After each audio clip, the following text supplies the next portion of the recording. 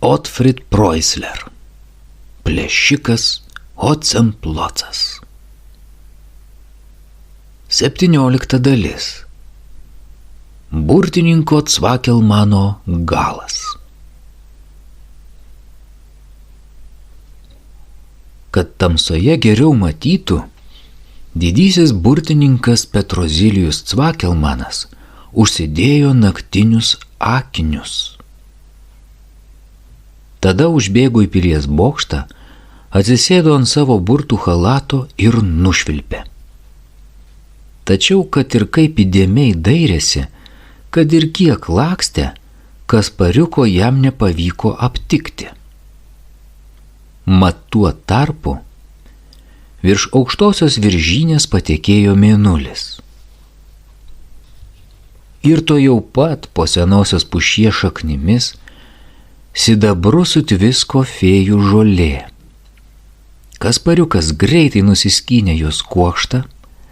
Dabar didysis burtininkas Petrozilijus Cvakelmanas jo nematys. Nieko nepadės net naktiniai akiniai ant didelės nosies. Laikydamas fėjų žolę dešinėje rankoje, o ta ranka kišenėje, Kaspariukas leidosi atgalios. Cvakelmanas ant savo burtų chalato 2-3 kartus prašniokštė tiesiai virš jo. Kaspariukas kaskart išsigandęs įtraukdavo galvą ir pasilenkdavo. Bet jeigu ir nebūtų lenkęsis, Cvakelmanas vis tiek būtų jo nepastebėjęs, nors skrido taip žemai, kad Kaspariukas juto jo keliamą vėją. Beje, fėjų žolė darė jį ne tik nematomą. Turėdamas jos kišenėje, Kaspariukas nebejautė nuovargio. Kojos pačios nešė ir rytui brėkštant, jis žvalus atsidūrė prie burtų pilies. Vartai buvo uždaryti. Kaspariukas palietė juos fėjų žole, vartai atsilapojo ir jis įžengė į kiemą.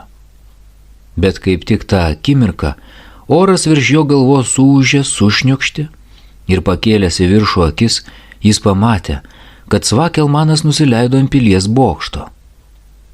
Kad tik jis nieko neįtartų.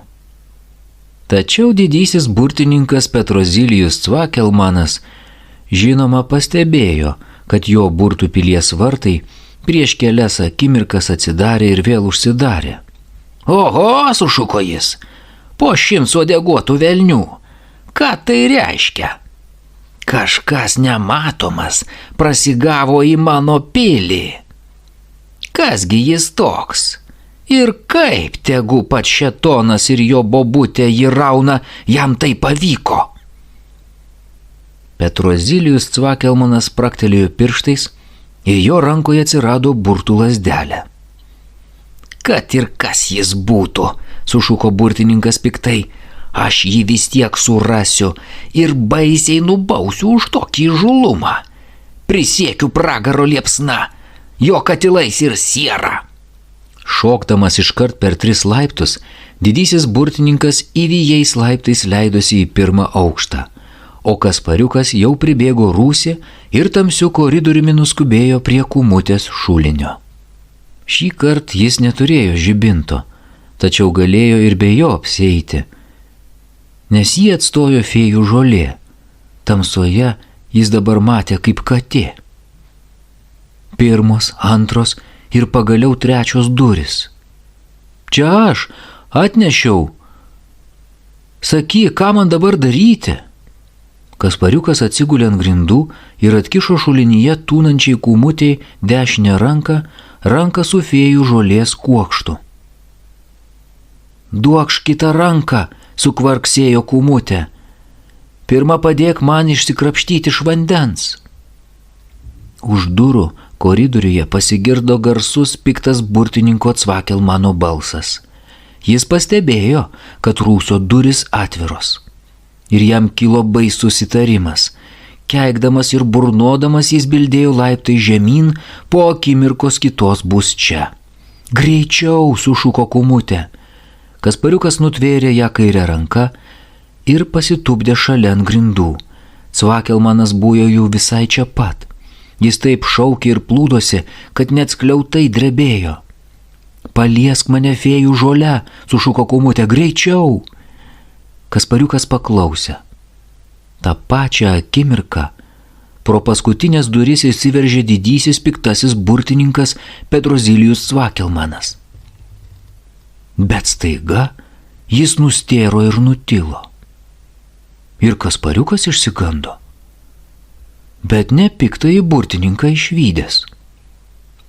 Jis išsigando ryškios šviesos, užliejusios rūsį. Ta šviesa taip žilpino, kad jis net užsimerkė. Atsimerkęs pamatė šalia stovinčią gražią moterį. Moteris švietė kaip saulė. Visa ji, veidas ir rankos, plaukai ir ilga auksinė suknelė buvo tokia graži, kad neįmanoma apsakyti. Ak, pamatė Kaspariukas, aš turbūt apaksiu, jeigu ilgiau ją žiūrėsiu. Bet ir į šalį akių nukreipti negalėjo. Tad dėl viso ko žiūrėjo tik su viena, o kitą primerkė akį. Petrozilijus Cvakelmanas kaip per kūno trenktas stovėjo prie sienos. Jis buvo išblyškęs kaip kreida, jo keliai drebėjo, kakta ritosi dideli prakaito lašai. Bandė kažką sakyti, bet neįstengė. Buvo toks sutrikęs, kad net burtų lazdelės neišlaikė rankoje. Ji nukrito ant grindų. Fėja Amarilė bakstelėjo ją bato galu. Lazdelė nuriedėjo ir pliumtelėjo į vandenį. Tik tada Petrozilijus Cvakelmanas pagaliau atsipeikėjo. Kad tave velniai, suriko! Jis šoko į priekį, norėdamas nutverti burtų lazdelę, bet pavėlavo.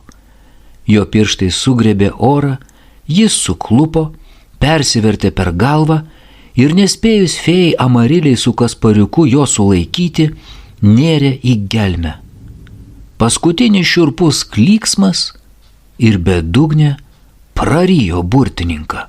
Gurgėdami ir burbuliuodami juodi šaltinio vandenys susiliejo virš jo galvos. Pabaiga.